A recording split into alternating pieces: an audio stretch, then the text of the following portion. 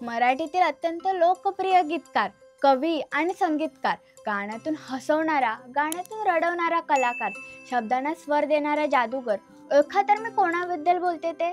नाही ओळखतायत? मी सांगते. नमस्कार, मी काव्या आणि तुम्ही पाहतात कलाकार दिनविशेष भाग 306 पॉवर्ड बाय goprag.com.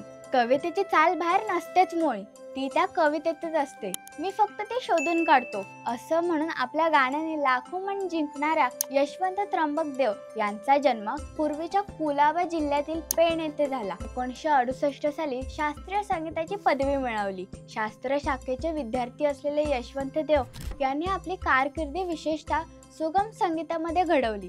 संगीताचा अखंड विचार आणि उपजत प्रतिभेची त्याला दिलेली जोड यातून देवाचे सांगीतिक व्यक्तिमत्व फुलत गेले. म्हणूनच भातुकलीच्या खेळामधली तुझे गीत गाण्यासाठी अशी अनेक अजरामर गीते त्यांच्या हातून निर्माण झाली. संपूर्ण व्हिडिओ पाहण्यासाठी आपल्या कलाकार यूट्यूब चॅनलला नक्की भेट द्या.